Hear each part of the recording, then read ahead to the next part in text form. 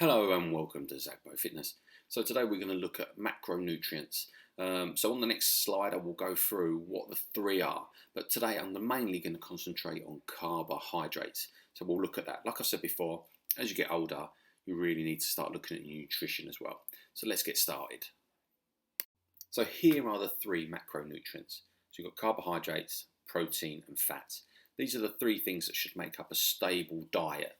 As you see next to it is the percentage of what you should make up of your calories. So 56% of your calories should be made up of carbohydrates, and then so on with proteins and fats.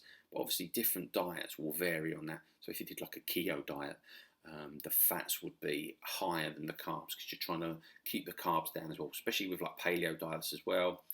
Trying to keep it low carb and that kind of thing. So you see, this is what is meant to make up of a stable diet. But this is just to give you an idea. And these are the three macronutrients that we take into the body. Here is the function of carbohydrates. So the main role of carbohydrates is to provide energy within the body. The majority of cells in the body can use a mixture of fat and carbohydrates to produce energy. Some forms of ingestible carbohydrates are also important to aid effective gut function and to help prevent illness within the gut. So when we look at that, if we look at where it says about fat and carbohydrates produce energy. So when carbohydrates are low, protein can be used as well to gain energy. And where it says about the gut down there, so you're talking about fibre within carbohydrates as well. So that's something to look at as well. That's when you have your fibre intake, because your fibre can help your digestion and it aids the functions in the gut. So like I said, so there is other things you look at on that. So yeah, let's move on. Let's look at carbohydrate intake. So guidelines state that the majority of our diet should come from carbohydrate source, so 50 or 60%. However, it is recognised that some people will need a higher percentage to come from carbohydrates and some people may require less. So when you look at that, so some people might require more, it's like athletes and that kind of thing.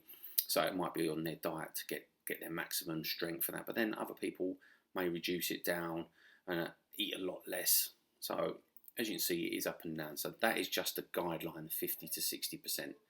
So let's look a bit more at carbohydrates. Carbohydrates in the body is always converted into glucose to be used by the cells. The store or form of the glucose is called glucagon and can be stored directly into the muscles and the liver.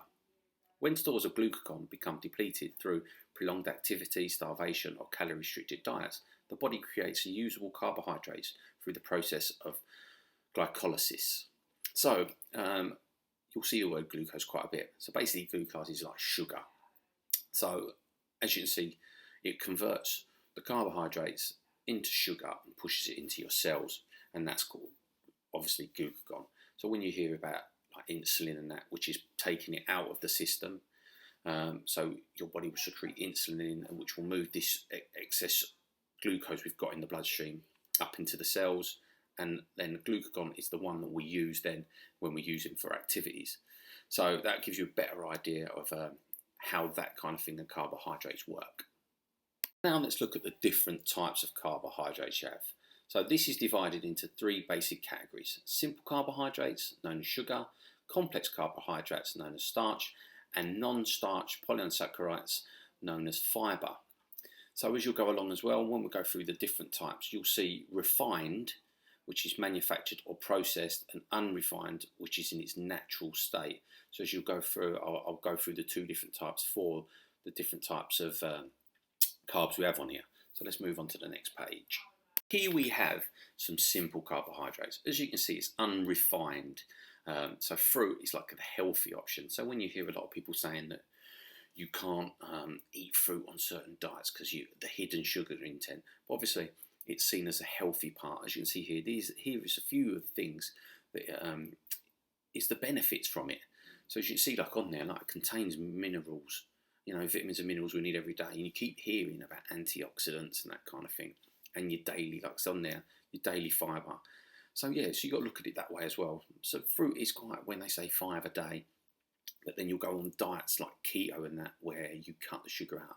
So you're cutting out a lot of fruit and a lot of different veg.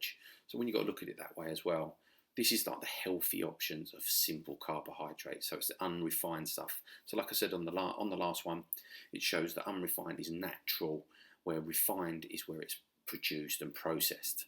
So as you can see on here, this is the simple carbohydrates. Here is the refined simple carbs. As you can see, it's made up of like your fizzy drinks, your biscuits and all that kind of stuff. You know, like as you can see on there, one part, the first one, contains excess sugar above the FSA recommendations of 15 grams per 100 grams. And you can see low quality fats. So as you can see on there, it contains no vitamins or minerals. So as you can see, that's the refined simple carbohydrates, which a lot of us eat in this day and age. We eat a lot of biscuits, cakes, people drink a lot of soft drinks. So this is the less healthy option, or the unhealthy option for it. As you can see, it can be classed as an anti-nutrition. So when you're looking at your diet, you need to be looking at that when you're looking at carbs. Which type of simple carbs are you going to add? Your fruit, or you're going to go for these? Obviously, these are going to be higher in calories because you've got a lot more sugar in there and that. So you've got to look at it that way as well. So when you're looking at carbs, it isn't just about what's in front of you. You've got to actually break down and then look at what you're eating. So you've got to think about the different carbs you choose to bolster your diet. Here we have complex carbs, which a lot of people talk more about when they think about carbs. Like here, this is a source of refined carbohydrates. So you are talking about breads, like white bread, white pasta, you know, that kind of thing. Again, back down to cakes and biscuits and white rice. This is the one that most people look at when they're looking at carbohydrates. They don't think of with the simple ones with fruit, but this is part of it as well, part of the diet when you look at it as well. So you've got to look at more people will understand the carbohydrates from this side of it, the complex, more than they do any other really, because that's what most people will look at. Oh, I'm not eating pasta, I'm not eating rice. And it's always that I'm cutting out white bread, you know, that kind of thing. So this is something that everyone looks at and you make a decision on. But it's another thing to keep in mind. So this is your refined complex carbs. Here we have the unrefined complex carbs. As you can see on there, wholemeal, whole grain products. So you see whole grain rice when you go into the stores and that when you're looking through, but most people seem to look at the white rice and that kind of stuff. You can look at whole grain as well. Frozen vegetables are really quite good as well as a source of carbs and that as well, because a lot of it is frozen at source, unlike when it's being transported around. So sometimes it has a lot more nutrients in frozen vegetables than it does in the one that you buy at the counter. Because remember, as it starts going off, all of that nutrients is sort of dying as well. Like I said on there, sweet potatoes, yams, pulses, and quinoa. Quinoa seems to be a big thing at the minute as well.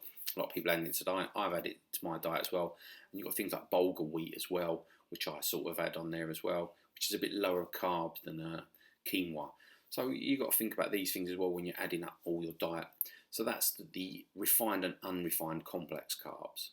So now let's look at fibre. Fibre contains non-starchy polysaccharides, which is basically the skeleton of the plant. It is found in the outer walls of the plant and seeds, therefore abundant in unrefined foods. Fibre does not provide any energy, but research suggests it is essential for a healthy body. It is essential in transporting of food through the digestive tract and bulking out the food and feces for ease of the movement. So when I said at the start though about fibre, it aids the gut as well. So like they say about gut health. But there is two different kinds of fibre, so let's now look at them.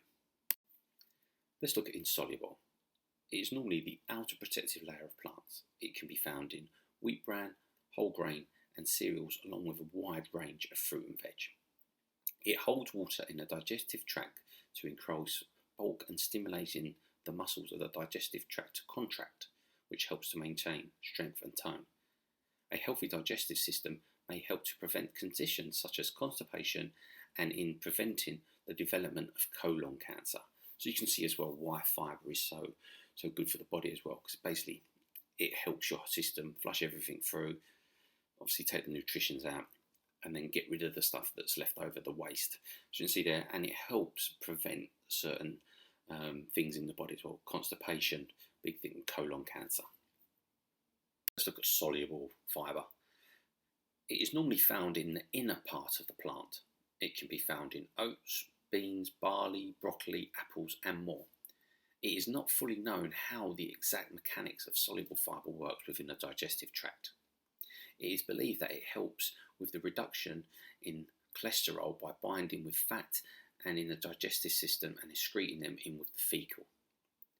So then dietary fibre also assists in weight management. This can help individuals to feel fuller for longer and create a slower and steady release of sugar into the bloodstream. Like I've said before, so when you look at carbohydrates, where they say like they say sugar it is, so they say it's glucose. So on there, so when you hear the word glucose, it is sugar. So as you can see, that's why a lot of people say about carbs, about it's so high intake and that kind of thing. So people try and cut it out because they're cutting out the sugars, or they're going to go for more unrefined stuff than refined, and they cut it all down. So yeah, so that's basically it on that part of the fibre.